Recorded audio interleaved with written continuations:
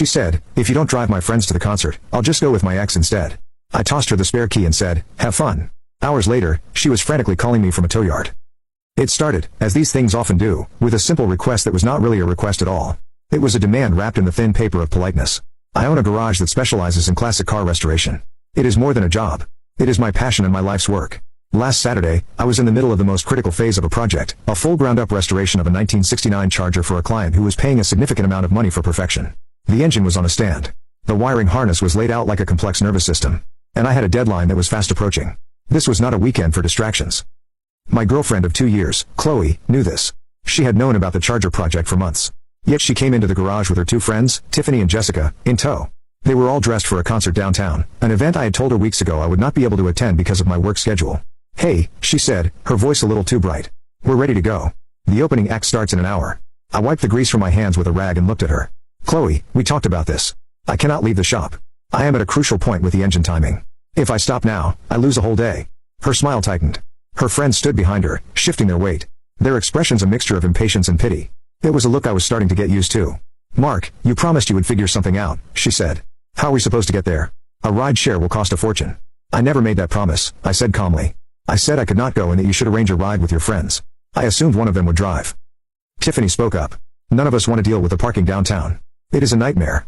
You have the big truck. It would be so much easier." They wanted me to stop my work, a project tied to my livelihood, to act as a free taxi service so they would not have to deal with the inconvenience of parking. The entitlement was so thick you could cut it with a wrench. I stood my ground. "I am sorry, but it is not possible. You will have to find another way." That is when Chloe's face went cold. She pulled out her phone and held it up. "Fine. If you are going to be like this and you do not care if I have a good time, then I will just call Alex. I bet he would be happy to take me." Alex, her ex-boyfriend, the one she swore was ancient history, but whose name she conveniently dropped whenever she was not getting her way. He was a guy who worked in some vague finance job and drove a leased German sedan. In her eyes, he was sophisticated. I was just the guy with grease under his fingernails who paid the rent on our apartment. The threat was clear: give me what I want or I will run to the man you see as your alternative. For 2 years, I had put up with these little games. I had ignored the subtle digs about my job, the way she would conveniently forget her wallet when we were out with her friends, the constant expectation that my time and my resources were hers to command. In that moment, watching her stand there with that smirk, using her ex as a weapon, something inside me did not break. It settled. It became perfectly calm. I reached into my pocket, pulled out the key ring with my spares, and slid one off. It was the key to my old Honda Accord. It was a 20-year-old car I kept for running errands, a beater, but a reliable one. I had bought it for cash years ago. It was ugly. The paint was faded, but it ran. I tossed the key to her. She caught it, looking confused. "What is this?" "That is the key to the Honda," I said, turning back to the engine block. "Alex is probably busy. You and your friends can take that. Have fun." The silence that followed was heavy. Her friends looked at each other, then at her. This was not the reaction she had expected. She had expected me to get angry, to plead, to give in. I did none of that. I simply called her bluff and gave her a solution, just not the one she wanted. "The Honda?" She scoffed. "I am not driving that embarrassing thing to a concert." "It is that or a ride share," I said, not looking up. "Your choice." I heard her huff, a frustrated, angry sound. Then I heard her and her friends walk away. A minute later, I heard the unmistakable, slightly tinny sound of the Honda's engine starting up. They were actually taking it. Here is what Chloe and her friends did not know about that Honda. It was my backup, my utility vehicle. And because I had to park it on the street sometimes in a less than great neighborhood, I had modified it.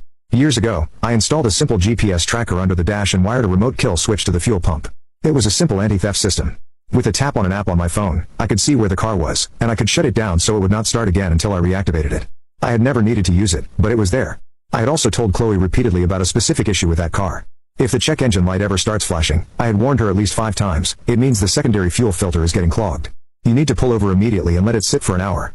Do not push it or it will stall out. She had always waved me off saying, yeah, I get it, car stuff.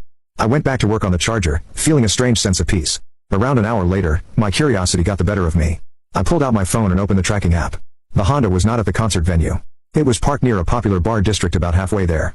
Then I saw a text from Chloe. "Alex flaked. He is not answering. We are stopping for a drink to figure it out."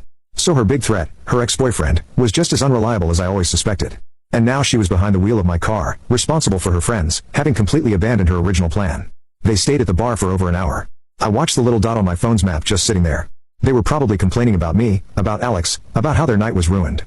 Finally, the dot started moving again. They were heading toward the concert late, probably angry. They got onto the main highway, a long stretch with very few exits. I watched them go for about 10 miles. Then, when they were in the middle of the busiest, most inconvenient section, I opened another app on my phone, the one connected to the fuel pump kill switch, and I tapped the deactivate button. I put my phone away and went back to work.